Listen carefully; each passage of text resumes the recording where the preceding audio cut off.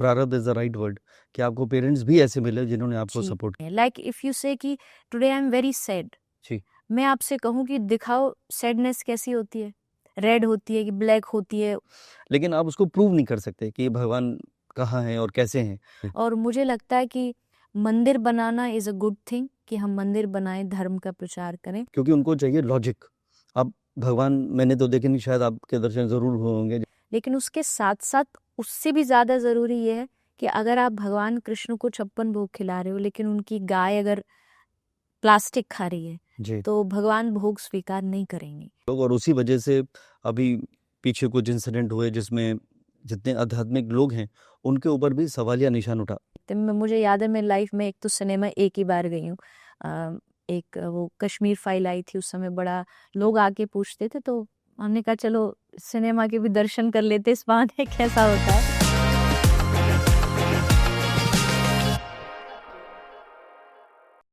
नमस्कार, स्वागत है आपका सितारों के सफर के एक और नए एपिसोड में। आज मैं आपकी मुलाकात एक ऐसे शख्स से कराना चाहता हूं जिनके नाम का मतलब है ऐसा सुंदर चित्र बनाना जो वास्तविक लगे। और वो चित्र अगर उनकी खुद की वाणी से बनाया जाए तो आपका साक्षात्कार खुद भगवान से हो सकता है। चलिए स्वागत करते हैं देवी चित्रलेखा जी का। राधे राधे, बहुत बहुत धन्यवाद। राधे राधे देवी जी, और धन्यवाद आपका कि आपने समय निकाला। और सफर है ये सितारों का, और आप बात करती हैं सितारों से भी ऊपर की। और मैं पिछले 25 साल से एस्ट्रोलॉजी कर रहा हूँ और सबसे यही बता रहा हूँ कि सितारे यहाँ हैं, लोग यहाँ हैं, लेकिन इसके ऊपर की दुनिया है। और जब इंसान उस ऊपर की दुनिया में चला जाता है जिसको हम अध्यात्म की दुनिया कहते हैं तो सितारों का असर भी नहीं होता है। और ये एस्ट्रोलॉजर हूं मैं, मेरी ब्रेड एंड बटर वही है, उसके बावजूद मैं कह रहा हूँ क्योंकि मेरा इस पे पूरा यकीन है। तो सबसे पहले मैं आपसे ये जानना चाहता हूँ कि स्पिरिचुअलिटी को लोग ऐसे समझते हैं कि रिटायर हो गए और अब क्या करें, अब कुछ नहीं बचा, चलो भगवान की आराधना कर लेते हैं, ऐसा चलन था। लेकिन आप तो शायद बोलना सीख रही थी और चलना सीख रही थी, और जहां तक मुझे पता है 7 साल की उम्र में आपको अध्यात्म की तरह रुचि हुई, ये कैसे? देखिए, पहला तो जो आपने कहा वो बिल्कुल सही बात है। मैं हमेशा कहती हूँ कि आज के टाइम में अगर कैटेगराइज किया जाए इंसान के जीवन को तो जी 3 पार्ट में मैं उसको कैटेगराइज करती हूँ। और मुझे लगता है कि हमारा बचपन जो है बीतता है पढ़ाई में, जवानी बीतती है कमाई में, और बुढ़ापा बीतता है दवाई में। तो इस तरीके की हमने एक लाइफस्टाइल जो जीवन की वो सेट कर ली है। लेकिन हमारे भारतीय सनातनी जो हिंदुत्व का जो एक परंपरा है जी उसमें बच्चे को स्कूल बाद में भेजा जाता था। पहले उसको एक आध्यात्मिक गुरु दिया जाता था, गुरुकुल। गुरुकुल, जनेऊ संस्कार होता था। जी यानी कि उनकी जो बेसिक जो नींव है उसको मजबूत किया जाता था। जी क्योंकि बचपन एक ऐसा जीवन का समय होता है कि जहाँ हम एक इंसान को बना रहे हैं, उसका निर्माण कर रहे हैं। तो मेरा जो बचपन रहा वो जन्म ब्रज में हुआ, वृंदावन की धरती पे हुआ। तो कहीं ना कहीं एक स्वाभाविक था कि यहाँ बच्चे बच्चे को जन्म से ही सिखाया जाता है राधे राधे बोलो, जय श्री कृष्ण बोलो।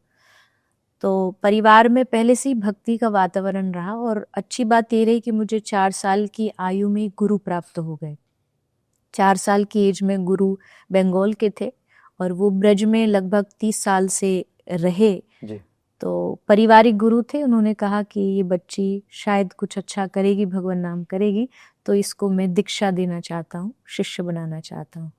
तो गुरु कृपा ऐसी मिली कि फिर धीरे धीरे चीजें जुड़ती चली गई, माहौल वैसा बनता चल गया। परिवार ने भी देखा कि इसका रुचि, इंटरेस्ट थोड़ा भक्ति की ओर है, तो उन्होंने उस चीज में मदद करते हुए संतों से मिलवाया, कुछ अच्छी अच्छी चीजें सिखाई। ऐसे करते करते मुझे लगता है ये पूर्व का कुछ ना कुछ कनेक्शन भगवान ने ऐसा जोड़ा। कई बार होता है कि बच्चा करना चाहता है लेकिन परिवार में वो समर्थन नहीं मिलता, जी लेकिन इन दैट केस भगवान की बहुत कृपा रही कि मुझे बचपन से उस चीज में सराहाया गया और ऐसा माहौल मिला जिसके कारण मैं इस रास्ते की ओर चल पाई। ये बहुत सुंदर बात आपने बताई। और मैं तो एस्ट्रोलॉजर हूँ, तो ज्योतिष की नजर में भी कहते हैं प्रारब्ध से ही शुरुआत होती है, प्रारब्ध the deeds of the past birth. और पिछले जन्म के कर्मों की वजह से आपको ये जन्म में फल भी मिलते हैं, और उससे पहले मैं हमेशा कहता हूँ you can not choose your parents, कि आपके पेरेंट्स कौन है। और फिर आपने कहा कि आपका जन्म वृंदावन में हुआ, तो जी। कितने लोग हैं जो यहाँ पे जन्म ले पाते हैं, कितने लोग हैं। मैं इतने देश और विदेश में ट्रैवल करता रहता हूँ, वहाँ की जो आध्यात्मिक रुचि है, लोगों ने अपने घर में ऐसा सजाया हुआ है। अभी मैं यूएस गया था, तो वहाँ पे वर्जीनिया में एक ऐसा घर बनाया हुआ है जो आप एंटर करें तो लगता है कि वृंदावन में आ गए। तो लोग वो धरोहर को सजो के रखना चाहते हैं, और वो धरोहर आपको पैदा होते ही मिल गई, तो इसका मतलब कोई तो कनेक्शन है। हाँ, ये तो लोग, देखिए हमारा जीवन मुझे लगता है भगवान ने एक परसेंटेज में डिवाइड किया है कि अगर हमारा पूर्व का जो प्रारब्ध संचित कर्म होता है जी। वो हमें इस जन्म में, जैसे लोग कहते हैं भगवान ने मुझे इस देश में क्यों भेज दिया या इस परिवार में क्यों भेज दिया, इसमें आपने भी कहा, हम भी कई बार सोचते हैं कि हम चूज नहीं करते, लेकिन जी। वास्तविकता में हमारे कर्मों ने चूज किया है। जी। आपने डायरेक्टली नहीं, लेकिन इनडायरेक्टली आपके कर्मों ने, आपका परिवार, आपकी संस्कार, आपका माहौल, सब कुछ उनके ही द्वारा चूज किया जाता है। तो इसमें कंप्लेंट है ही नहीं। अगर शायद ना भी मिले आपको ऐसा परिवार जो आपको समर्थन करे, तो ये भी कहीं ना कहीं आपके प्रारब्धिक कर्म ही है जिसके बिल्कुल कारण सही। आपको ये प्राप्त हो रहा है। और फिर अब जो यहाँ आप करोगे वो कंटिन्यूटी में आपको आगे जा करके प्राप्त होगा। कर्म ऑफ कलयुग। हाँ जी। लेकिन अगर हम परिवार की बात करें तो नॉर्मली माँ बाप चाहते हैं कि उनका बच्चा पढ़ाई लिखाई करे और उसकी अच्छी जॉब हो, अच्छा करियर हो, अच्छा प्रोफेशन बने। लेकिन क्या आपको ऐसा परिवार की तरफ से कुछ ऐसा रेजिस्टेंस मिला कि बेटा नहीं, पहले पढ़ाई की जाए या पहले करियर बनाना जाए, उसके बाद शादी की जाए, फिर तुम थोड़ा सा भक्ति कर लेना? नहीं, परिवार की ओर से कभी भी नहीं, 1% भी कभी नहीं हुआ। हाँ, समाज और आसपास का जो था उसकी ओर से, मेरा जन्म एक बहुत गांव में ही हुआ है। जी।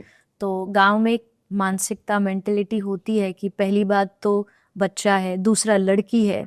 तो इस क्षेत्र में जब परिवार वाले कहीं लेकर के भी जाते थे कहीं सत्संग में, तो उनको यही बोला जाता था पेरेंट्स को कि मैं और मेरा एक बड़ा भाई है। तो हम अक्सर ही कथा सत्संग में निकल जाया करते थे, पढ़ाई से भी ज्यादा इस तरफ ज्यादा रहे। तो वो लोग बोलते थे कि बच्चों के हाथ में कटोरा पकड़ा देंगे, मतलब कोई इनका भविष्य नहीं होगा।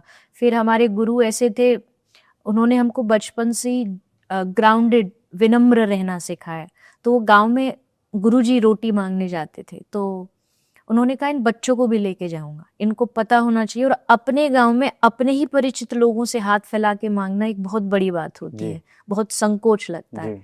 तो वो गांव में लेके जाते थे, तो और सुनने को मिलता था कि इनको तो बिल्कुल साधु बना दिया है, जी। रोटी मंगवा रहे हैं।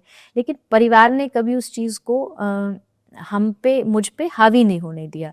उस चीज को उन्होंने समझाया कि ये एक उज्जवल भविष्य के लिए ही किया जा रहा है, क्योंकि जितना इस उम्र में तुम सीख लोगे, जितना इस उम्र में विनम्रता प्राप्त हो जाएगी, उतना ही आगे के लिए काम आएगी। जहाँ तक बात पढ़ाई की है, पढ़ाई के लिए भी वो जानते थे कि मेरा चुनाव हमेशा यही रहेगा। तो जितनी पढ़ाई एक बेसिक नीड है कि आप किसी से अच्छे से कम्युनिकेट कर पाएं, लैंग्वेज का प्रॉब्लम ना है, उतना उन्होंने कराया। लेकिन कभी ये फोर्स नहीं किया कि तुमको यही करना है या इतने ही मार्क्स लाने हैं, बस पास हो जाए, इतना काम हो जाए।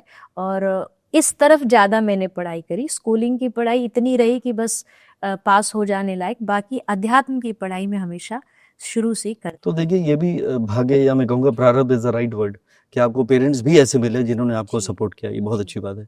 तो जब आपने पहली कथा की थी, और शायद बहुत ही कम उम्र में, शायद आप 10 साल से भी छोटी थी, जी। तो कोई आपको, जैसे जब आप कथा करते हैं, आपके सामने लोग होते हैं, तो कई बार नर्वसनेस होता है कि मुझसे उम्र में बड़े लोग हैं, हो सकता है मुझसे ज्यादा आध्यात्मिक हों या उनको ज्यादा ज्ञान हो, तो वो कभी नर्वसनेस जैसा कुछ आपको लगा या? नहीं, बिल्कुल भी नहीं। उस समय तो बिल्कुल भी नहीं। पता नहीं क्या भगवान की कृपा रही। शायद आज मुझसे कोई कहेगा तो मैं कह सकती हूँ कि कोई बहुत बड़े संतों की सभा में जब जाते हैं तो मन में आता है कि शायद मेरी आयु बहुत कम है, ज्ञान कितना है। लेकिन उस समय भगवान की क्या ही कृपा रही कि पता नहीं, या तो बच्चे थे या उतनी समझ नहीं थी कि किसी भी चीज का कोई भी झिझक या नर्वसनेस या इतने लोग क्यों। हाँ, मेरे माता पिता जो मुझे बताते कि भीड़ नहीं आती थी तो मैं रोती थी कि भाई लोग क्यों नहीं आए लोग आने चाहिए सबको कथा सुनने के लिए।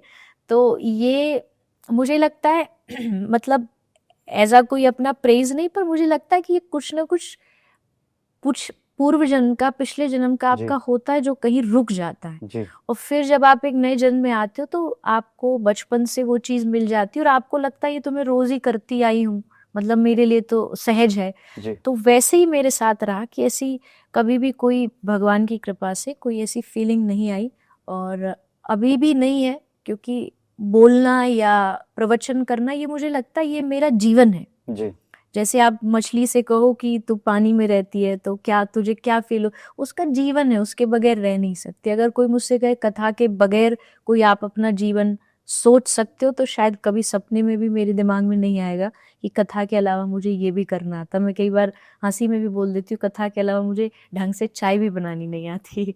तो कथा के अलावा मेरा जीवन जो है वो शून्य है, और कथा में पूरा है। और ये कारण यही है कि कहीं ना कहीं ये भगवान ने पूर्व का दिया है, जो इस जन्म में आकर के मुझे पूरी तरीके से प्राप्त हुआ। ये बहुत खूबसूरत बात है। और देखिए, आपने जिस बच्चे की बात करी है वो बच्चा तकरीबन 28 साल पहले का बच्चा था, लेकिन आजकल के जो बच्चे हैं जिसको हम जेनजी कहते हैं, जी मैं भी चाइल्ड काउंसलर हूँ। जब पेरेंट्स बच्चों को लेकर आते हैं और मैं उनसे जब ये सवाल करता हूँ कि बेटा do you believe in God, तो वो आधे सेकंड में जवाब देते हैं नो, क्योंकि उनको चाहिए लॉजिक। अब भगवान मैंने तो देखे नहीं, शायद आपके दर्शन जरूर हुए होंगे जिस तरह से आप अध्यात्म में जुड़ी हैं, लेकिन आप उसको प्रूव नहीं कर सकते कि भगवान कहाँ है और कैसे हैं। तो ये कोई चैलेंज आपको लगता है कि आजकल के बच्चों, और आप किस तरह से संदेश देना चाहती हैं कि उनकी सोच बदले, और कैसे वो जिस मटेरियलिस्टिक वर्ल्ड से, या मैं कहूँगा कि जो डिजिटल अभी एरा चल रहा है, लोग इंस्टाग्राम और सब में लगे हुए हैं, उससे इतने कनेक्टेड हैं और भगवान से डिसकनेक्टेड है। और मैं सबको अगर मैं एक उपाय अगर बताता हूँ तो वो बताता हूँ कि वो अध्यात्म से जुड़ जाइए। जो इंसान स्पिरिचुअल होता है वो हमेशा ब्लेस होता है। अगर मुझसे कोई पूछा है कि what you get from spirituality, तो मैं कहता हूँ स्टेट ऑफ ब्लेस, कि you will be happy no matter what. तो आप ये क्या संदेश देना चाहती हैं वो जेनजी को जिनको लॉजिक चाहिए और भगवान को भी पहचानने में और ढूंढने में उनको तकलीफ है कि कोई भगवान है भी, क्योंकि बिलीव नहीं है, और बिलीव नहीं है तो फिर आपका कनेक्शन नहीं बनता। देखिए, जैसे हमारी लाइफ में जो इमोशंस होते हैं ना, इमोशंस का कोई लॉजिक नहीं है। लाइक इफ यू से कि today I am very sad, जी मैं आपसे कहूँ कि दिखाओ सैडनेस कैसी होती है, रेड होती है कि ब्लैक होती है, उसका शेप एंड साइज क्या होता है, जी आप नहीं दिखा सकते। Correct. Today I am very happy, happiness is an emotion, correct. Emotion को आप बता नहीं सकते। तो devotion is also an emotion. क्या बात। भक्ति का कोई शेप साइज, भगवान का कोई शेप साइज कलर स्वरूप होते, भगवान लेते कृष्ण आ गए, राम बन के आ गए, नरसिंह बन करके आ गए, पर भगवान एक प्रकार की भावना है। और भावना जो है, स्पिरिचुअलिटी इज नॉट अबाउट कि आप उसको क्या प्रूफ कर सकते हो। जी there are some things which you can not observe in laboratory, कोई चीजों से आप नहीं पता कर सकते। Like you can't see air but you can't live without air. भगवान भी सेम एग्जैक्ट उस हवा के जैसे, you can't see him but you can't live without him. क्यों? क्योंकि he is inside you as a soul, आत्मा के रूप में आपके भीतर है। आप कितनी भी बड़ी बड़ी बातें कर लो कि I don't believe in God, कौन भगवान, कैसा जी। भगवान। मैं एक ही एग्जांपल सबसे बेस्ट देती हूँ। आप अपने फैमिली में किसी आसपास नेबर में किसी को देखते हो कि ये आदमी की डेथ हो गई, जी आप कहोगे कि ये आदमी मर गया। आप पूछोगे कौन मर गया, उसका नाम लेगा कि फलाना वो मर गया। आप कहोगे क्या उसकी 2 आंख थी, वो कहेगा हाँ। तो इसकी 2 आंखें जो सामने पड़ा हुआ है, बोले हाँ इसकी भी 2 आंखें। 2 हाथ है, हाँ 2 हाथ है। 2 पाँव हैं, 2 पाँव हैं। फिर मरा कौन? 2 आंख वाला, 2 हाथ वाला, एग्जैक्ट वही बॉडी उसकी सामने रखी है। आप कह रहे हो मर गया, ये चला गया। चला कौन गया? मतलब शरीर तो ही उधर ही। जो चला गया, that is the power of God. वो जो आत्मा है, जो परमात्मा का ही अंश है। जी साइंस सारी दुनिया बना सकती है, साइंस बड़े बड़े एयरप्लेन्स बना सकती है, टेक्नोलॉजी से कुछ भी आज किया जा सकता है, बट साइंस एक आत्मा नहीं बना सकती। हजारों प्लेन्स बना सकती है पर एक मच्छर नहीं बना सकती, करेक्ट। क्योंकि मच्छर के भीतर आत्मा है। आत्मा देने का काम सिर्फ परमात्मा का है। जी तो हमारे भीतर भी गॉड एग्जिस्ट कर रहा है आत्मा के रूप में। तो अगर वही नहीं होगी तो इस शरीर की कोई वैल्यू नहीं। आप कितना भी कह लें कि मैं भगवान को नहीं मानता, मैं नहीं मानता, ये बुलवाने वाला भी अंदर ही बैठा है, तभी आप बोल पा रहे हो। बिल्कुल। दूसरी बात रही जो आप यंग जनरेशन की बोल रहे हो, मुझे लगता है लैक ऑफ नॉलेज। जी जो आज अगर वो भगवान पे क्वेश्चन कर रहे हैं, जस्ट बिकॉज उनको घर में या उनके स्कूल में उनको नहीं सिखाया जा रहा कि ये क्यों ज़रूरी है। जैसे आपने कहा, आज का बच्चा चाहता है परमानेंट हैप्पीनेस, चाहता है ब्लिस, चाहता है पावर, चाहता है, but how do you get that? Correct. आप सोच रहे हो कि आप पार्टी में जा करके आपको वो सुख मिल जाएगा, मिलता भी है बट टेम्परेरी मिलता जी। है। अभी वो परमानेंट सॉल्यूशन की ओर नहीं जा रहे। Permanent solution is spirituality. जब आप आध्यात्मिकता से जुड़ते हो, आज इतना कंपटीशन है, हर फील्ड में है, पढ़ाई में है, पढ़ाई से जैसे ही आप कॉलेज गए इतने सारे आपके पास ऑप्शंस हैं, क्या जी। करूं क्या ना करूं, ये सारी कंफ्यूजन, ये बर्डन, ये इतना प्रेशर, ये कैसे हैंडल करोगे आप? अगर मेरे बॉडी में स्ट्रेंथ ही नहीं है तो मेरी बॉडी वजन नहीं उठा सकती। जी। वैसे ही मेरे माइंड में अगर पावर नहीं है, स्ट्रेंथ नहीं है, तो मैं प्रेशर नहीं हैंडल कर सकता। And that is the reason कि आज डिप्रेशन बढ़ रहा है, खासकर बच्चों में, क्योंकि बिल्कुल। उनकी माइंड की मेमोरी इतनी बढ़ चुकी है। थोड़ी बहुत जो मेमोरी थी उसको मोबाइल ने घेर लिया, वहां सोशल मीडिया आ गई। राइट। अब इतना प्रेशर हो रहा है कि उनसे सहन नहीं हो रहा। क्यों? क्योंकि उनको फाइट बैक करने के लिए उनके पास अध्यात्म नहीं है। तो मैं तो यही कहूंगी, कोई भी बच्चा हो, कोई भी यंग जनरेशन हो, बूढ़े हो, कोई भी हो, सबके लिए अध्यात्म तो दवाई का काम करती है। अगर आप उसको कंटिन्यूटी लेते रहोगे, आपको विटामिन चाहिए ही, आपको सप्लीमेंट्स चाहिए ही, आप खाने से लो, आप सप्लीमेंट से लो, तो वैसी आध्यात्मिकता आपके जीवन का रसायन है। वो आपको पावर देगी दुनिया की नेगेटिविटी से लड़ने के लिए। क्या बात है। तो ये आपको मतलब मैं एक इल्तिजा, गुजारिश, एक रिक्वेस्ट ये कर सकता हूँ, क्योंकि आप उस जनरेशन से हैं जो मैंने सबसे पहले कहा था कि साधु महात्मा मतलब कोई 60 साल का है, कोई 70 साल का है। जी। तो मुझे लगता है कि आप सबसे नज़दीक हैं जेनज़ी के। तो मुझे लगता है कि ये भी एक बीड़ा उठाइए जी। कि कम से कम भारत में जो हमारी सबसे बड़ी जो परंपरा पे चलती है, अध्यात्म में चलती है, आज जो भी जितना भी अभी भी देखिए आप, कोई भी सैटेलाइट लॉन्च होता है, ये ऑफिशियल तो नहीं है, लेकिन वो लोग मुहूर्त देख के सैटेलाइट लॉन्च करते हैं। तो ये इतने सालों से परंपरा हमारी चली आ रही है, लेकिन ये जो जेनज़ी है जो इन्फ्लुएंस हो गई वेस्टर्न कल्चर से, उनको थोड़ा सा आप जरूर ये बीड़ा उठाइए। ये मैं आपसे एक रिक्वेस्ट करना चाहता हूँ, क्योंकि आप सबसे नज़दीक हैं उस जनरेशन के। जी। नहीं, मैं देखिए, हम तो कथाओं में भी, अपने बातों से भी कोशिश यही करते कि एट द एंड इस देश को आगे चलाएगा कौन? जी। भविष्य तो बच्चे। भविष्य तो वही है। अगर मेरी कथा में 70 साल के, 80 साल के बुजुर्ग आके कथा सुन रहे हैं, तो ये तो उनके जीवन का एक हिस्सा है, जी। उनको आदत है पहले से। करेक्ट। मेरा उद्देश्य यही है, और भगवान की कृपा ऐसा नहीं है कि आज की जनरेशन एकदम ही खिलाफ है। कभी एक समय भी था, जैसा आपने कहा, कहने वाले भी बहुत एज्ड होते थे, तो जी। उनको लगता था कि बुढ़ापे का काम है। हाँ, पर राइट। जब आज वो देखते हैं कि उनके हम उम्र का व्यक्ति ये कर रहा है, तो उसने कुछ पाया होगा। जी। और आप जब पाते तो आप कोशिश करते उसको सामने वाले को भी बताएं कि इसमें ये फायदे हैं, जी। इससे ये आपको आपकी जीवन में भी लाभ मिलेगा। तो कोशिश यही रहती है कि आज की जनरेशन को समझाया जाए, बताया जाए किस तरीके से अध्यात्म से उन्हें जुड़ना है, भक्ति से कैसे जुड़ना है। और अगर प्रॉपरली कोई उनको समझाता है तो मुझे लगता है नास्तिक भी नहीं है, मानते हैं, अगर सही तरीके से, सही लॉजिक से, सही बातों से उन्हें बताया जाए तो। यही लॉजिक ढूंढ रहे हैं वो लोग, और उसी वजह से अभी पीछे कुछ इंसिडेंट हुए जिसमें जितने आध्यात्मिक लोग हैं उनके ऊपर भी सवालिया निशान उठा, और कुछ केसेस भी हुए, कुछ लोग जेल भी गए। तो इसमें भी मुझे नहीं लगता, मुझे ये ऐसा लगता है कि ये बहुत बड़ी जिम्मेदारी अभी आपकी, आपके और भी जो आपकी तरह कर रहे हैं, कि उनको ये दोबारा से विश्वास जगाने की है। क्योंकि जो लोग जज कर लेते हैं, स्पेशली मैं शैलो थिंकिंग वाले लोग, या जो यंग जनरेशन, उनकी बात मैं कर रहा हूँ, जो समझ नहीं पाते इन एनर्जीज को, तो ये भी तो एक आपके लिए चैलेंज है आज की डेट। बिल्कुल है, बिल्कुल है, क्योंकि लोगों ने पता नहीं क्या एक माइंडसेट बना लिया है। जब भी कोई अध्यात्म की, भक्ति की बातें करता है, किसी संत की बात आती है, सब एक ही लाइन में दोहरा देते हैं, तो सब एक जैसे होते हैं, ये तो इनका पैसे कमाने का वो है, ये तो बिजनेस है इनका।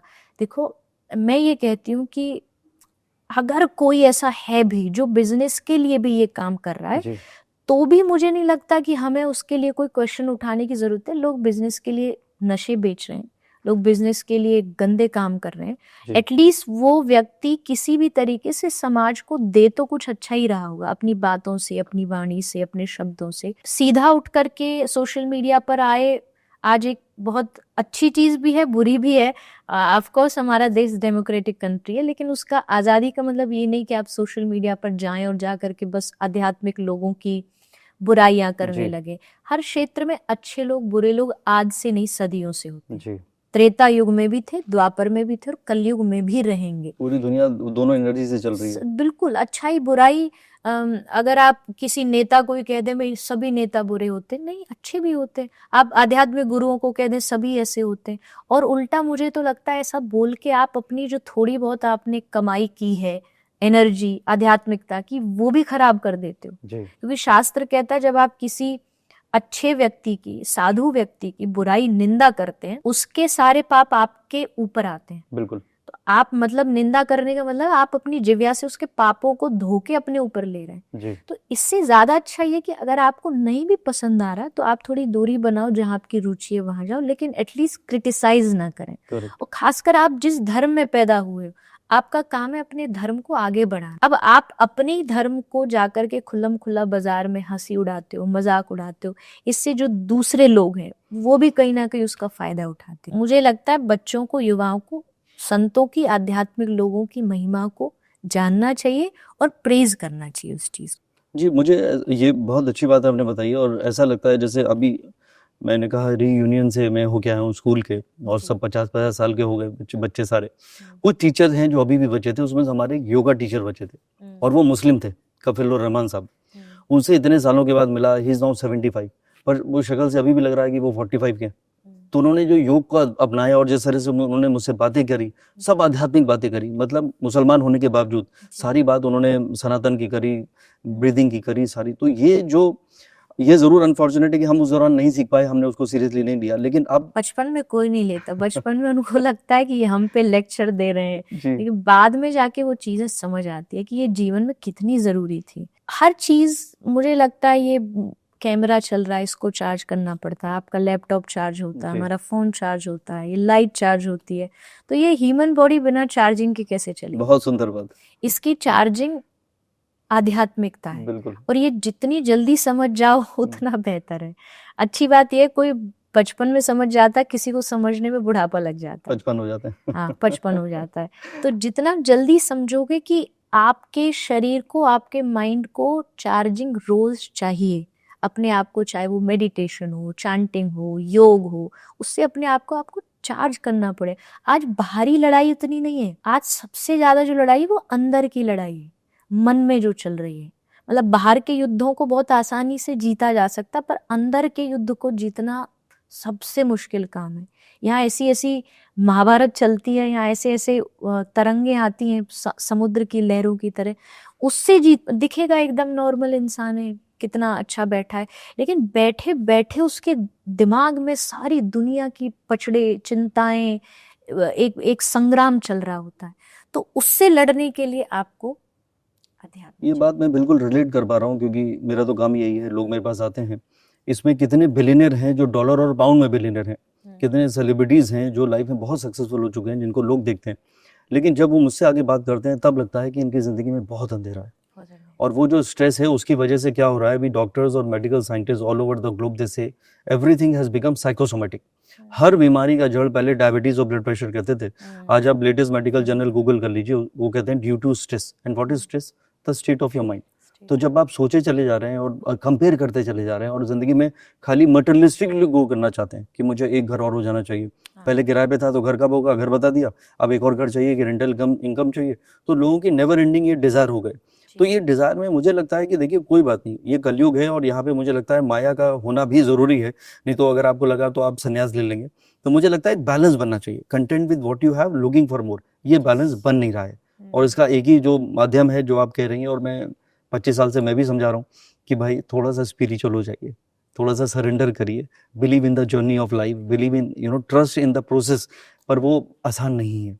तो मुझे लगता है कि आप जो कर रही हैं ये बहुत ही एक ज़रूरी एक ऐसी विषय है, स्पेशली हमारी भारतीय संस्कृति में। अगर अध्यात्म माइनस हो गया तो बहुत सारी चीज़ें जो हैं वो फिर वनरेबल हो जाएंगी, और फिर लोग वेस्टर्न कल्चर को ओढ़ के चल रहे हैं और जो इन्फ्लुएंसर होते जा रहे हैं वो फिर एक नेगेटिव होगा। अगर बात में इन्फ्लुएंसिंग की करूँ तो सबसे ज़्यादा मुझे लगता है कि इन्फ्लुएंसर तो आध्यात्मिक लोगों को ही होना चाहिए कि वो ज़िंदगी को इन्फ्लुएंस कर सके। लेकिन अगर प्रैक्टिकली स्पीकिंग आज सोशल मीडिया में इन्फ्लुएंसिंग बहुत इंपॉर्टेंट है, you have to create videos, you have to convey people, you know, through different means. तो ये प्रेशर आपके ऊपर कितना है कि आपको भी वो बिकॉज ये एक डिफरेंट वर्ल्ड है। पहले लोग आश्रम में आते थे या आपका प्रवचन सुनने आते थे जब, लेकिन अब ये एक्सपेंड हो गया है, यू नो, ये अब वर्ल्ड वाइड हो गया है, इसकी कोई लिमिट ही नहीं। तो इसमें आपका कितना समय जाता है और कितना आप उसको एंजॉय करते हैं? नहीं, मैं झूठ नहीं बोलूंगी, बिल्कुल समय जाता है। और ऑफ कोर्स आपके पास अपनी एक टीम होती है जी और आप नहीं भी कई बार समय दे पाते तो वो पीछे से प्रेशराइज करते हैं कि हमारे पास कंटेंट नहीं है, या हम चाहते हैं कि कुछ नए वीडियोस, कुछ बातें ऐसी आए जो लोगों तक पहुंचे। समय बिल्कुल थोड़ा जाता है, लेकिन मुझे लगता है ये भी टाइप ऑफ एक लोगों के जीवन को बदलने का, क्योंकि आध्यात्मिकता का मतलब है जीवन बदलना। कथा भी हम क्यों करते हैं, प्रवचन हम क्यों करते हैं? अगर जी 1000 लोग वहां आ रहे हैं, शायद 1000 ना बदले, पर उसमें से अगर 10 भी अगर हमारी बात को कोई सुन ले, मान ले, और नॉट जस्ट वो लोग, मैं तो कहती हूँ जो खुद भी प्रवचन कर रहा है वो भी कोई परफेक्ट नहीं है, वो भी इसी प्रोसेस में है, एक जर्नी को जी रहा है कि मैं लोगों को बताऊं और खुद भी सीखूं कि ये मेरी लाइफ में कमी है, मैं इसको ठीक करूं। जी तो एग्जैक्ट वही हम चीज सोशल मीडिया के माध्यम से आज कर पा रहे हैं। बट ये एक बहुत ज्यादा अच्छा माध्यम है, क्योंकि हम कथा करते हैं तो एक लोकली आसपास के लिमिटेड लोग, होता है। लिमिटेड जी लोग होंगे। जी जी हमारी बातें जब आज एक रील डलती है, मिलियंस ऑफ मिलियंस लोग उसे सुन रहे हैं, देख पा रहे हैं, तो इसका मतलब है कि ये हमारा एक पार्ट ऑफ प्रवचन है जो हम लोगों तक पहुंचा रहे हैं। जी समय हम देते हैं, लेकिन उस समय का हमें पता है उपयोग बहुत अच्छा होगा, जी यूज बहुत अच्छा होना है। जी आज मैं जिस भी देश में जाती हूँ, और कई बार ऐसे ऐसे देशों में गए जहाँ मुझे सपने में भी नहीं लगता था कि यहाँ कोई मुझे सुनता होगा, उज्बेकिस्तान, अजरबैजान, टर्की, वहां जब जाते हैं और जाकर के कोई ऐसा बच्चा आता है और आकर के बोलता है कि मैंने आपकी वीडियो देखी, मैंने आपको कथा सुनी, तब जाकर के ये चीज समझ आती है कि ये कितनी जरूरी है, जी इससे कितना लोगों में बदलाव आ रहा है। हमने एक चीज, आपकी एक वीडियो देखी, हमने नॉन वेज खाना छोड़ दिया, हम कोई गलत काम करते थे वो छोड़ दिया, तो ये चीजें लोगों को बदल रही हैं। इसका जी मतलब है ये एक सोशल मीडिया का ये पॉजिटिव पार्ट है। एब्सोल्युटली। तो ये होगा तो इस सोशल मीडिया का फायदा है, नहीं तो फिर नेगेटिविटी अगर करते रहेंगे तो फिर क्या क्या वो भी इसका टाइम पास हो गया लोगों का, ट्रोलिंग टाइम करना। पास हो जी गया। जी हर आज आप देखो, ट्रोलिंग की आप बात करें तो मतलब क्या नहीं कहते लोग, क्या नहीं छोड़ते लोग, जी लोगों के थोड़ा बहुत जिनका नाम हो, उनके घर में घुस के, जीवन में घुस घुस करके।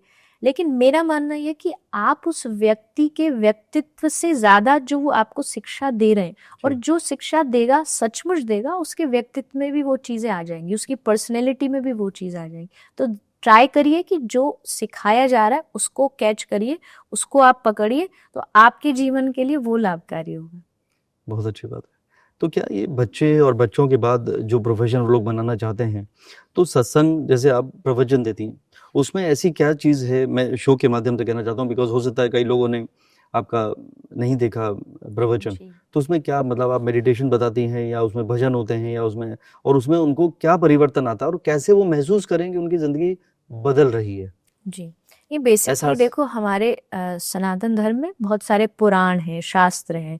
तो मैं जो कथा कहती हूँ वो श्रीमद् भागवत महापुराण की कथा कहती हूँ। जी उसमें भगवान की बातें तो ऑब्वियसली है ही है, क्योंकि भक्ति की हम बातें करते हैं, लेकिन आज टाइम ऐसा आ गया कि हमको सोशल इश्यूज पर भी बात करनी होती है, हमारे जीवन से जुड़ी, क्योंकि हर वर्ग वहाँ आता है, बच्चे भी आते हैं, यंग जनरेशन आती है, तो हम कुछ भजन संकीर्तन भी होता है, कथा के माध्यम से लोगों को भक्ति से जोड़ा जाता है। और फिर आज जैसा अभी हम इस पॉडकास्ट में बात कर रहे हैं, स्ट्रेस कैसे कम हो, चिंताएं इतनी बढ़ गई हैं, जी नेगेटिविटी इतनी बढ़ गई है, उसके माध्यम से लोगों को उनके जीवन में प्रकाश देने का प्रयास कथा के माध्यम से किया जाता है। मैं कथाओं में भी बोलती हूँ, कथा का मतलब है, कथा मतलब हमारे जीवन की व्यथा जो दूर कर दे, क्या बात है। वो कथा होती है। किसी भी प्रकार की हमारी चिंताएं हैं, हमें चिंताओं से मुक्त करे, टेंशन फ्री करे, स्ट्रेस हमारा खत्म करे, उसी का मतलब कथा होता है। और जब आदमी कथा में आता है वो बहुत भारी, हैवी होके आता है, जी लेकिन 3 घंटे हम उन्हें चांस देते, मौका देते कि अपने सारे इमोशंस यहाँ निकाल दीजिए। यहाँ आपको कोई जज नहीं करे, आप रोगे भी तो आपको कोई जज नहीं करेगा। कोई भक्ति की बातें आती हैं तो आंखों से आंसू बहने लगते हैं, कभी हंसी की बात आती है तो खुश होकर नाचने लगते हैं, तालियां बजाते हैं। तो मुझे लगता है टोटल पैकेज होती है कथा आपके इमोशंस को एक्सप्रेस करने के लिए। आप उन 3 घंटे में जब वहाँ से उठते हो तो आपको लगता है कुछ आपके शरीर से हट गया, हैवीनेस चली गई दिमाग से, और आप बहुत रिलैक्स फील करते हो।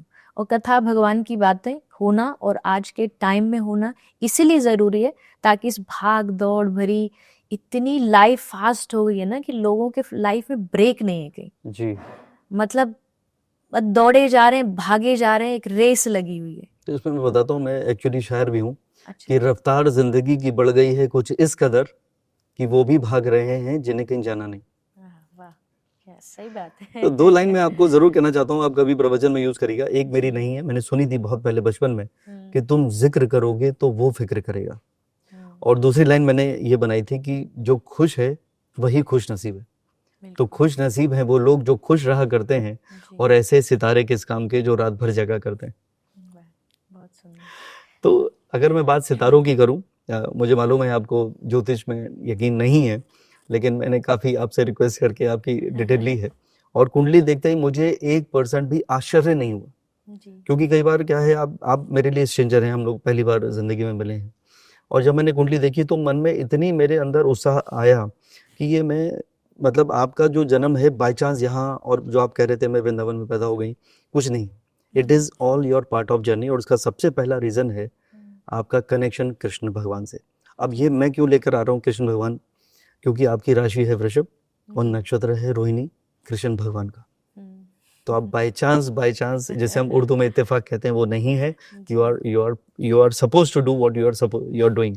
दूसरा, लगन में जब गुरु आता है तो उसे कहते हैं गुरु की कृपा, भगवान का आशीर्वाद। तो यू आर ब्लेस्ड। और ये बात आपने कही थी कि ये क्या, ये मैं इस जन्म में मैंने शुरू किया है, बिल्कुल भी नहीं। ये आपकी जन्म जन्मांतर की कहानी है जिसको आप आगे लेकर जा रही हैं।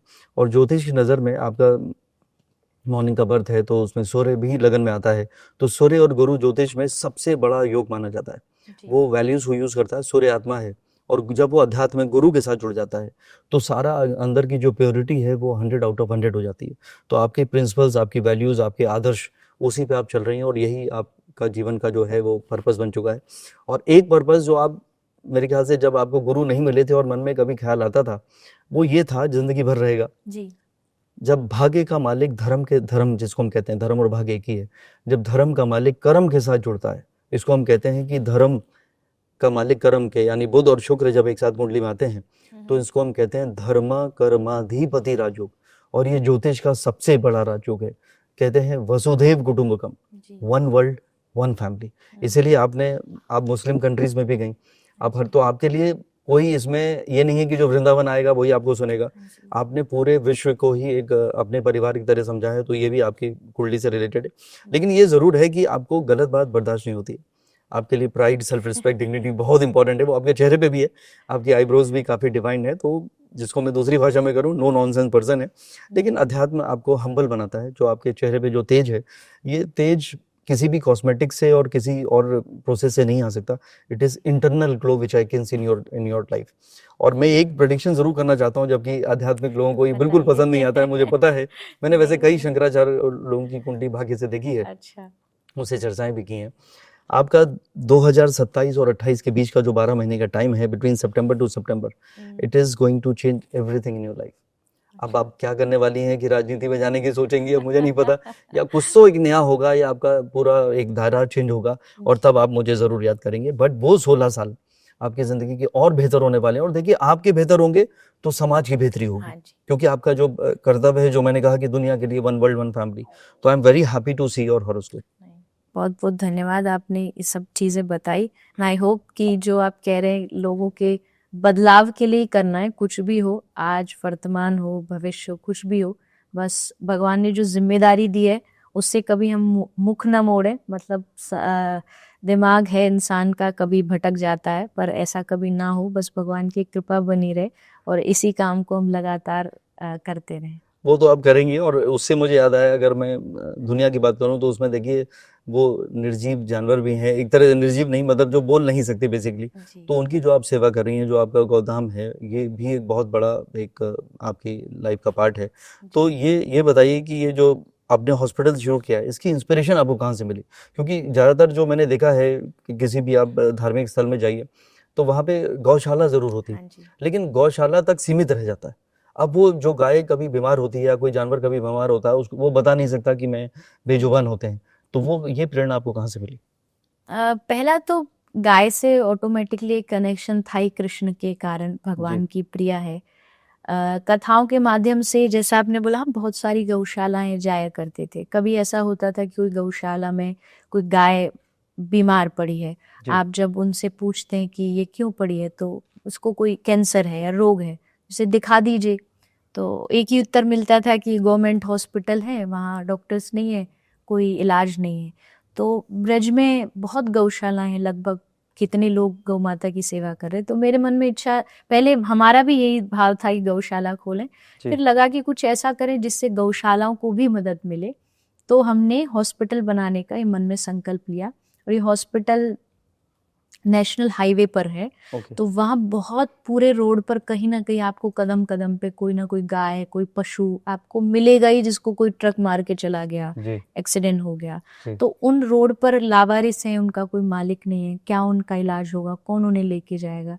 तो इस भाव से हमने एक गाय से शुरू किया था, क्योंकि कोई बहुत हमारे पास फैसिलिटीज सुविधा नहीं थी शुरू में। तो एक गाय से आरंभ करते करते अब तक 2013 में शुरू किया था, और उसको लगभग अभी तक हम 90,000 के आसपास गायों का इलाज करके उनको गौशाला भेज चुके हैं। और अभी हम विश्व का सबसे बड़ा गायों का हॉस्पिटल बनाने जा रहे हैं। 8 फ्लोर का मल्टी स्टोरी गौ माता का हॉस्पिटल बनने जा रहा है। वो इतिहास का ही हॉस्पिटल होगा, जहाँ पे सब गायों को एम्बुलेंस के द्वारा ऊपर लिफ्ट से ले जाया जाएगा। उद्देश्य एक ही है, हम अ, इंसान हैं, और इंसान होने के नाते हमारा परम कर्तव्य है, इंसान मतलब दया, जी, काइंडनेस। जी, वैष्णव जन तो तेने कहिए जे पीर पराई जाने रे। दूसरों की पीड़ा नहीं समझे तो आप भक्त तो छोड़ दो, आप एक इंसान कहलाने के लायक भी नहीं रहते हो। जी, तो उसको जानने के लिए आपको इन निर्जीवों की, जिनके पास जुबान नहीं है, उनकी आवाज़ खुद बनना पड़ता है। जी, और मुझे लगता है कि मंदिर बनाना इज़ अ गुड थिंग, कि हम मंदिर बनाएं, धर्म का प्रचार करें, लेकिन उसके साथ साथ उससे भी ज़्यादा ज़रूरी ये है कि अगर आप भगवान कृष्ण को 56 भोग खिला रहे हो, लेकिन उनकी गाय अगर प्लास्टिक खा रही है, जी, तो भगवान भोग स्वीकार नहीं करेंगे, क्योंकि उनकी चलती फिरती जो आराध्य है वो गाय है। जी। तो इसके लिए ये उद्देश्य से हमने हॉस्पिटल शुरू किया, गाय के लिए शुरू किया था, पर अब तो वहाँ ऊँट, घोड़ा, कुत्ते, बिल्ली सब जानवर आते हैं, सबका वहाँ प्रॉपर ट्रीटमेंट किया जाता है। कल ही इनफैक्ट इस बात पे मैं एक बात कहना चाहता हूँ, हमारे एक क्लासमेट हैं, वो एसीपी हैं दिल्ली में। तो उन्होंने बताया कि वो केदारनाथ गए और काफ़ी उनका भी अध्यात्म में रुचि है। तो उन्होंने किसी से पूछा, बहुत कोई संत है, उन्होंने कहा कि किताब में लिखा हुआ, उन्होंने कहा कि माँ कौन है। तो वो उनका पूरी किताब यही है कि उन्होंने बहुत ज़्यादा डीप मेडिटेशन में सवाल किए और जवाब भी उनको उसी मेडिटेशन में मिले। तो उन्होंने, उनका ये सवाल था कि माँ कौन है, तो उसका जवाब आया गौ माँ। जी। तो रियल मदर वही है। तो ये आपका बहुत बड़ा एक मुझे लगता है कि आप इसको लेकर आगे चल रही हैं। और दूसरा, आपकी कुंडली में एक चीज़ मैंने मिस की, वो ये थी कि जब आप पैदा होती है और मुझसे कोई पूछता है ये बच्ची क्या बनेगी, तो मैं आप ये याद दिलाता आपके माता पिता को कि जब गौतम बुद्धा पैदा हुए थे, एक राजा के बेटे पैदा हुए थे सिद्धार्थ, तो उनको भी पंडित जी ने यही कहा था, ज्योतिषी ने, कि ये अध्यात्म के लिए चले जाएंगे। और ये राजा को बिल्कुल भी गवारा नहीं था कि उनका राजकुमार तो राजा बनना चाहिए। और वो एक कॉम्बिनेशन होता है जिसको हम कहते हैं कि वैराग्य की भावना, वो भी आपके अंदर है। लेकिन मैं आप, और मुझे लगता है कि इसीलिए आपकी शादी करा दी गई। तो मुझे लगता है कि वो बैलेंस आप ज़रूर बना के करिए, क्योंकि ये जो हमारा सांसारिक जीवन है, ये भी बहुत सारी चीज़ों को साथ में लेके चलता है। एक आंतरिक खुशी होती है, एक मन में एक वो रहती है। वो मेरी आपसे इल्तिजा है कि उसको वैराग्य की तरफ बिल्कुल मत जाइएगा, क्योंकि वो आपके अंदर है, आपके अंदर है। अगर मैं ये बात को आगे बढ़ाऊँ, जेंजी की बात मैं दोबारा करना चाहता हूँ, स्पेशली रिलेशनशिप के लिए। आज लोग सिचुएशनशिप और किसी तरह की, अभी भी मेरी क्लाइंट है सिंगापुर में, शी इज़ इन 42, तो 42 एज में मैंने उसे कहता हूँ कि तुम क्यों नहीं वहाँ पे बाकी जो वेबसाइट हैं जो मैट्रिमनी की हैं वहाँ देते हो, तो बोले कि अब लोग सीधा कहते हैं कि लेट्स बी टुगेदर, साथ में रहते हैं, लिव इन रिलेशन की बात करते हैं, तब देखेंगे जमेगा कि नहीं। तो जेंजी जो है वो अभी कमिटमेंट वाला रिलेशनशिप नहीं हो गया। पुराने ज़माने में हमारे माता पिता या उनके भी माता पिता पूरी ज़िंदगी दो अपोजिट लोग काटते थे, टेढ़ा है पर मेरा है, ज़िंदगी कट जाती थी। अब टॉलरेंस लेवल है नहीं, तो उसके लिए आपका क्या विचार है? नहीं, देखो, पहली बात तो जैसा आपने कहा, जो सिचुएशनशिप, लिव इन एंड ये सब जी। जो ट्रेंड चल रहे हैं, आप पहले देख लो, पहले इस्तेमाल करो, फिर विश्वास करो, ये कोई प्रोडक्ट नहीं है। जी। मतलब ये आपका रिश्ते हैं, ये आपके संबंध हैं। जी। और एक बार जब आप किसी से संबंध बना लेते हैं तो वो संबंध आपको जीवन भर किसी भी तरीके से निभाना पड़ता है। जी। और मैं हमेशा कहती हूँ कि जब कभी भी किसी भी दुनिया भर के आप किसी भी रिलेशनशिप, संबंध, रिश्ते में आते हो तो इस कमिटमेंट के साथ आइएगा कि compromise is a must thing.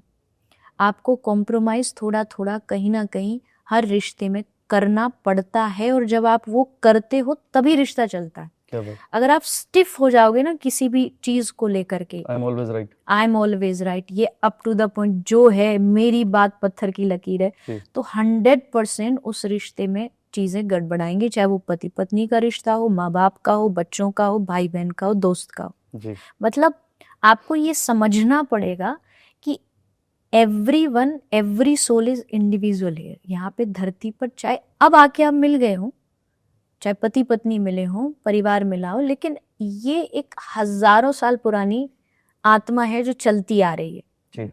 Costume change हो रही है पर आत्मा वही पुरानी है, तो उसकी सोच भी वैसी ही चलेगी।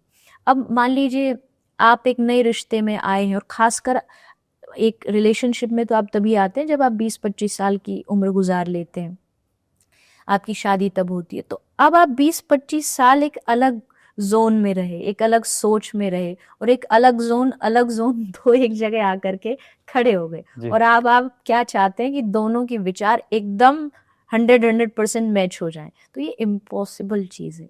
आपको ये सोच के ही इस रिश्ते में आना पड़ेगा कि यहाँ 80-40, 50-50, 70-40 ये चलेगा, और आपको उसको थोड़ा बहुत एडजस्ट करना पड़ेगा। वो एडजस्टमेंट जो करना जानता है वो ये चीज कर पाएगा। तो अब एडजस्ट आज की जनरेशन नहीं करना चाहती, इसलिए उनके ये सारे ट्रेंड उन्होंने एक्सक्यूज निकाल दिए। जी बिल्कुल, ये उनके बचने का कारण है कि भाई सिचुएशनशिप देख लो, लिव इन में पहले देख लो। ऐसा जीवन नहीं चलता है। मतलब ये कोई मैं फिर कहूँ कपड़ा नहीं है कि ये नहीं जच रहा तो चेंज कर लो, फूड नहीं है कि ये टेस्ट नहीं आ रहा तो ये कर लो। ये जीवन भर का एक रिश्ता होता है। और स्पेशली वेस्टर्न कल्चर अगर इसको कर रही है तो इट डजंट मीन कि हम पर भी लागू होता है या हमको भी वो करना चाहिए। और अगर आप वेस्टर्न कल्चर को फॉलो भी करते हैं, आई एम नॉट सेइंग कि वहाँ सब चीज़ें बुरी हैं, लेकिन अगर आप वेस्टर्न कल्चर की इस चीज़ को फॉलो कर रहे हैं ना, तो पहले उसका रिजल्ट उन्होंने उससे क्या पाया वो देखो। करेक्ट। वो कहानी एक सुनाते हैं ना, एक आदमी बोला कि एक भागा भागा आया, बोले मेरी बकरी बीमार है, तो तेरी भी हुई थी, तूने क्या किया? तो बोले मैंने उसको पेट्रोल पिला दिया। बस इतना सुना और भाग के उसने जाके पेट्रोल पिलाया, वो मर गई। तो वापस लड़ने आया कि भाई तूने तो मुझे ऐसा बोला। बोले मैंने तुमसे यही तो बोला था, मैंने उसे पेट्रोल पिलाया और वो मर गई, पर वो सेकंड वाली जो लाइन थी वो तुमने नहीं सुनी और तुम भाग गए। मैंने पेट्रोल पिलाया और बस तुमने जाके। तो ये लिव इन होता है, ये सिचुएशनशिप होती है, ये वहां से शुरू हुआ, वेस्टर्न कल्चर से शुरू हुआ। हमने उसको आंख पे पट्टी बांधी और इतना सुनते ही दौड़ पड़े कि हम भी करेंगे, हम भी करेंगे। लेकिन उसका रिजल्ट क्या पाया उन्होंने? आधा अधूरा। आज भी मैं खुद दोनों तरफ का जीवन मैंने देखा है, अपने भारतीय जीवन को भी देखा है। वेस्टर्न कल्चर में हर साल कितने देशों में जाके कथा होती है, उन लोगों में कहीं भी किसी भी चीज का आंतरिक सुख नहीं है जी। इतना खालीपन है, परिवार नहीं है, टूटे हुए हैं, घर में एक सदस्य रहता है, बच्चे घर से निकल जाते हैं, अकेलापन है। यहाँ भारत देश जो यहाँ छोड़ के चले गए, कई बार वो लोग भी तरसते हैं कि अपने देश हम कब लौटें, क्योंकि यहाँ जीवन नहीं है। यहाँ पैसा है लेकिन जीवन नहीं है। भारतीय पद्धति में जीवन है। अगर हमारे पुराने काल में ये चीजें चलाई गई थी, अरेंज मैरिज है, उसको निभाना है, तो ये कुछ सोच कर के ही बनाई गई थी और उस समय जीवन खुश भी थे। बिल्कुल। कंपेयर करेंगे अगर जीवनों को, तो उस समय खुश भी थे। तो आजकल ये जो ट्रेंड है, मुझे लगता है बच्चों को थोड़ा समझना चाहिए।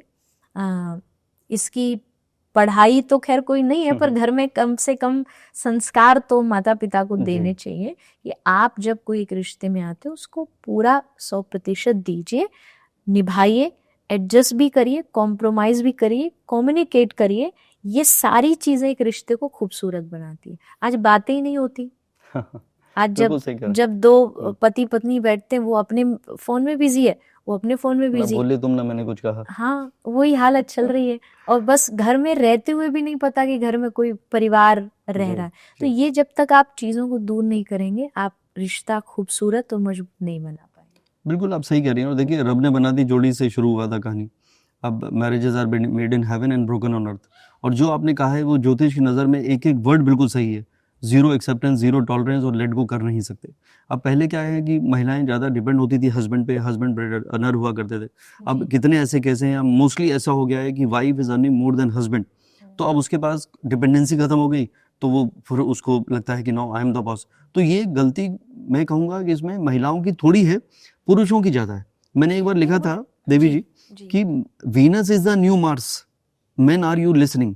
तो वीनस तो इवॉल्व हो गई, लेकिन मेन को अभी भी लगता है कि this world is ruled by them. तो वो थोड़ा सा मुझे लगता है कि उनको एक्सेप्ट भी करना नहीं, मुझे लगता है कि औरतें अगर नौकरी पैसा कमाने के लिए निकली, तो बस इसलिए नहीं कि उनको पैसा कमाना था, पुरुष ने उनको एहसास दिलाया कि इज्जत पैसे कमाने वालों की होती है।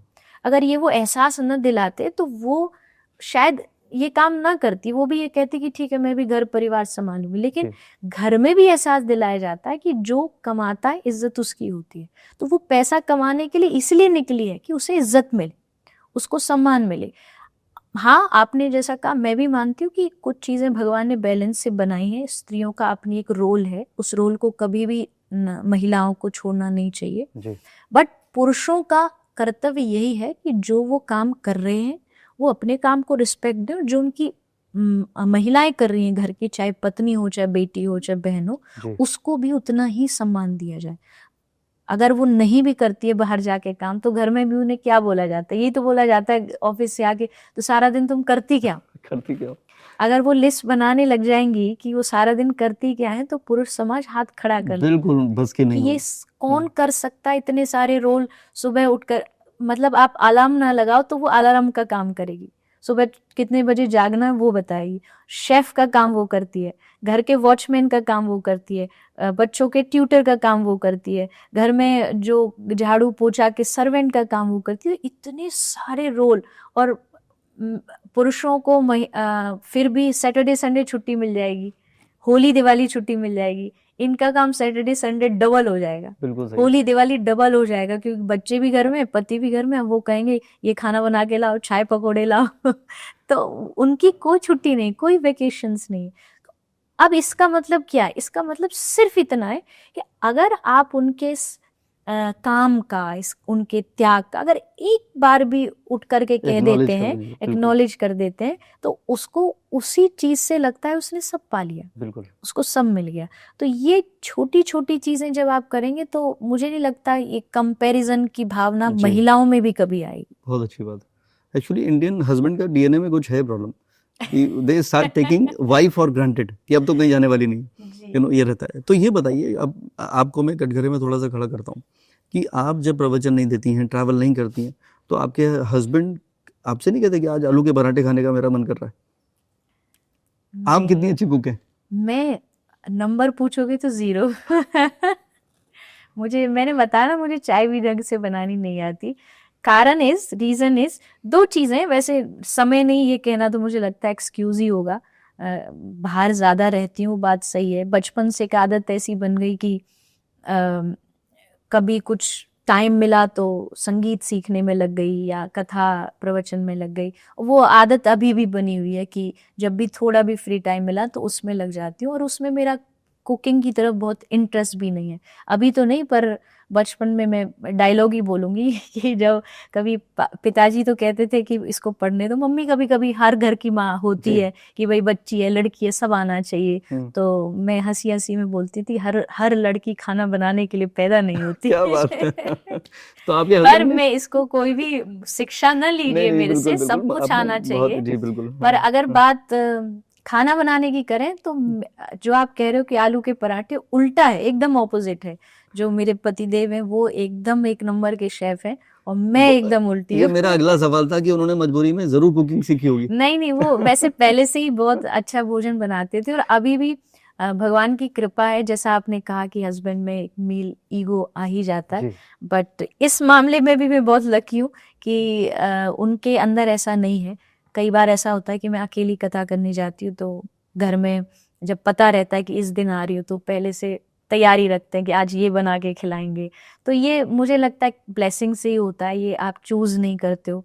हर लड़की को, खासकर जो कुछ काम या ऐसे क्षेत्र में होती है, डर जरूर होता है कि शादी के बाद पता नहीं कैसे एडजस्ट कर पाएंगे, क्योंकि एकदम अलग लाइफ होती है, लोग आपके आगे पीछे घूमते हैं। और खासकर जब एक, आपने कहा ना, महिला ज्यादा कमाती है और जी ज्यादा फेमस होती है, जी बिल्कुल। तो वहां ये चीजें बहुत डर रहता है। जी पर भगवान ने उनको ऐसा बनाया कि उन्होंने कभी इस चीज को अभी 8 साल में महसूस नहीं होने दिया मुझे।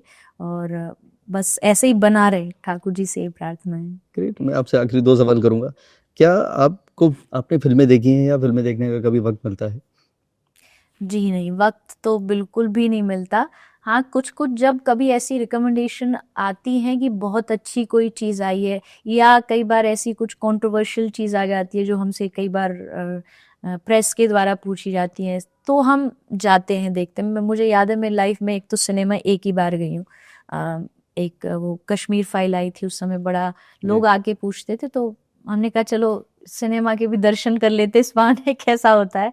तो वहां जाके, और घर पे भी टाइम ना इतना ज्यादा चीजों में उलझा रहता है कि आपके पास ये सब देखने का समय नहीं होता। कोई बहुत जब जरूरी होता है तब देखने का कोई तो होता है, आपके सामने अदरवाइज से अगर कभी शाहरुख खान या कोई रणवीर ऐसे सिंह तो निकल जाए? देखिए, जानने वाली अलग बात। सोशल मीडिया ही आजकल एक जी ऐसा माध्यम है, आप हाँ ना भी कुछ चीज देखे तो आप जानते तो हैं एक जी दूसरे को। ऐसा नहीं कि जानकारी नहीं, लेकिन स्पेशली जो फिल्म की बात अगर आप करें तो वो देखने का, टीवी तो मुझे लगता है मुझे सालों हो गए कभी देखे हुए, वो नहीं देखा। सोशल मीडिया के माध्यम से सबसे लगभग परिचय तो है ही। तो एक संदेश आप श्रोताओं को क्या देना चाहती हैं? जैसे आपकी जो जर्नी है वो बहुत पहले शुरू हुई अध्यात्म की, और फिर अध्यात्म में जाने के बाद शादी का निर्णय भी आपके लिए कठिन रहा होगा, क्योंकि ज़्यादातर लोग, और जैसे मैंने कहा ज्योतिष के माध्यम से, कि आपके अंदर एक अलूफनेस और डिटैचमेंट का भाव है, वैराग्य का भाव भी है। तो शादी करना आपकी आपकी मतलब एक जिम्मेदारी समझी आपने, या परिवार ने आपको मोटिवेट किया उसके लिए? दोनों चीजें थी। और एज कौन सी है आपके हिसाब से आज की जनरेशन? क्योंकि 32 इज न्यू 22 हो गया है। पहले लेट मी बिकम इंडिपेंडेंट, मैं अपना करियर बना लूं, उस चक्कर में सबकी शादियां लेट होती चली जा रही हैं और फिर आगे कॉम्प्लिकेशन बढ़ता जा रहा है। हाँ जी, ये देखो, I am nobody to decide आपकी लाइफ के लिए कि आप जी कौन सी लाइफस्टाइल जीना चाहते हैं। बट हाँ, एक जो हमारी एक पुरानी परंपरा है उसके अनुसार जो आयु बताई गई है कि 20 के बाद, 20 से 25 साल के बीच जो आपकी उम्र होती है, उसमें एटलीस्ट आपको निर्णय ले लेना चाहिए जी कि भाई आप शादी करेंगे, नहीं करेंगे। करेंगे तो परिवार के द्वारा या आपका अपना कोई चॉइस है। तो उस हिसाब से, क्योंकि हमारे धर्म में 3 चीजें हैं, ब्रह्मचर्य, फिर आपको वानप्रस्थ आना पड़ता है, जी वानप्रस्थ के बाद संन्यास है, खैर वो आजकल कोई निभाता जी नहीं है, लेकिन एटलीस्ट ये 2 चीजें तो सबको करना चाहिए। जी आप ब्रह्मचर्य, गृहस्थ और फिर वानप्रस्थ। जी तो ये चीजें इसलिए बनाई गई थी क्योंकि हमारी आजकल आयु भी घट रही है। जी कलयुग में जो जी 100 साल की पहले उम्र थी, अब वो 70-80 ज्योतिष में 120 साल की आयु का वो होती होता थी, है। वो जी होता है। तो अब वो घट गई है। तो जी उस हिसाब से अगर आप इस उम्र में अगर शादी कर लेते हैं तो आपका ग्रस्त जो जीवन है, मुझे लगता है कि वो अच्छे से चल पाएगा। जी एंड दूसरा क्या पूछा था आपने? कि क्या मतलब आगे जाके कॉम्प्लिकेशन भी होती हैं लोगों को जब लेट शादी के लिए वो लोग जाते हैं, और आपके लिए कितना मुश्किल था, ये सवाल था मेरा। तो जब आप एक सही उम्र में शादी कर लेते हैं तो आप बच्चों को जितना समय देना होता वो भी दे पाते हैं। जी क्योंकि आपको कमाना भी है, उनका फ्यूचर भी सिक्योर करना है। तो ये इतनी सारी जिम्मेदारी आप जब तक समय पर नहीं करेंगे तब तक नहीं हो सकती। तो ये जो सही उम्र है, मुझे लगता है 20 से 25 साल है, और इसमें व्यक्ति को डिसाइड कर लेना चाहिए। जहाँ तक मेरी बात है तो ये शादी का निर्णय दोनों ही तरफ से था। वो इसलिए क्योंकि परिवार को भी लगता था कि समय ऐसा है कि यहाँ आपको एक सिक्योरिटी होनी ज़रूरी होती है, जी। क्योंकि आप सारी दुनिया में जाते हो। जी। और मुझे भी ऐसा लगता था, जैसा आपने कहा, कभी मन में वैराग भी आता है, कभी मन में ये भाव भी आता है कि आपको एक ऐसा साथ चाहिए होता है जो आपके इस कार्य को और आगे बढ़ा सके मजबूती से। तो ये दोनों ही कारण रहे जिसके कारण मैंने ये निर्णय लिया कि शायद गृहस्थ धर्म में जाकर के भक्ति का प्रचार करना मेरे लिए ज़्यादा आसान होगा, ताकि लोगों की दृष्टि से थोड़ा बचा जा सके। ये मेरे जीवन का एक कारण रहा। एक आखिरी सवाल आपसे कि आपकी फिटनेस का राज क्या है? क्या आप खान पान पे ज़्यादा फोकस रखती हैं, या इवन आपके कुछ रूटीन भी हैं जिससे आप फिट रहना चाहती हैं? आई थिंक खान पान पे ध्यान रखना वो ज़्यादा रहता है, क्योंकि कुछ ज़्यादा नियम इसलिए नहीं बन पाते क्योंकि डेली लाइफ का रूटीन चेंज होता रहता है, कभी कुछ है कभी कुछ है। तो वैसे मैंने योगा भी सीखा है, बहुत बचपन में अंग्रेज़ों को भी सिखाया है, क्लासेस भी दी हैं, पर अभी समय ऐसा हो गया ना कि अपने लिए ज़्यादा समय नहीं निकल पाता है। थोड़ा बहुत समय वो रियाज में चला जाता है, पढ़ने में चला जाता है। तो मैं कोशिश करती हूँ कि खान पान पे ही ध्यान दिया जाए, क्योंकि अब हम कथा लाइन से है ना, तो जब किसी घर जाते तो उनको लगता है महाराज जी आए, सारी दुनिया की चीज खिला दो, 56 भोग खिला दो। अरे यार, हमारे वो पहले वो धर्म पत्नी यजमान कहेंगे हमारे हाथ से नहीं खाओगे, फिर उनका बेटा आएगा हमारे हाथ। तो वो एक आदत सबकी बन चुकी है, लेकिन मेरा अपना नियम है खाने का। तो कोशिश करती हूँ सात्विक हो और कम से कम हो, जितने में शरीर चल जाए, क्योंकि बैठने का दिन भर काम है। अगर खाने पे ध्यान नहीं दिया तो फिर शरीर ज़्यादा लंबा चलेगा नहीं। तो इसलिए विशेषकर खान पान पर, दिनचर्या पर भी थोड़ा सा, कब सोना है कब जागना। और ये मेरा जो देख रहे हैं बच्चे, उनसे भी यही रिक्वेस्ट है कि अगर आपको अपने लाइफ को अच्छा बनाना है तो अपनी लाइफ रूटीन को अच्छा बनाओ। अगर आपकी लाइफ का थोड़ा एक एग्जैक्ट रूटीन बन जाएगा कि इतने से इतने समय खाना है, ये से ये समय जगना, मैं कहती हूँ सही समय पे सोना शुरू कर दो, सही समय पे आप जागना शुरू कर दोगे, सही समय पे खाना शुरू कर दो, आप सही समय पे सोचना शुरू कर दोगे। तो अगर ये आपका थोड़ा रूटीन, जो खाने के समय सो रहे हो, सोने के समय जाग रहे हो, तो ये ठीक कर लोगे तो ये आपकी लाइफस्टाइल अच्छी और पॉजिटिव हो जाए। बहुत सुंदर आपने जवाब दिए देवी जी। और मैं ज्योतिष हूँ, और ज्योतिष की डेफिनेशन है ज्योतिष लाइट एंड ईश is God, this is light of God. और आज मुझे यहाँ बैठ के ऐसा लग रहा है कि लाइट ऑफ गॉड आप हैं, और जो ये लाइट आप समाज में, लोगों के मन में, मस्तिष्क में एक घर करने की कोशिश कर रही हैं, मुझे लगता है कि उससे उनका भी भला होगा, समाज का भला होगा और देश का भला होगा। क्योंकि जो इस समय समाज एक अलग डायरेक्शन में जा रहा है, तो ये आपका बहुत बड़ा कर्तव्य है। और मुझे नहीं लगता कि कोई बाई चांस हो रहा है, जो हमने सबसे पहले कहा।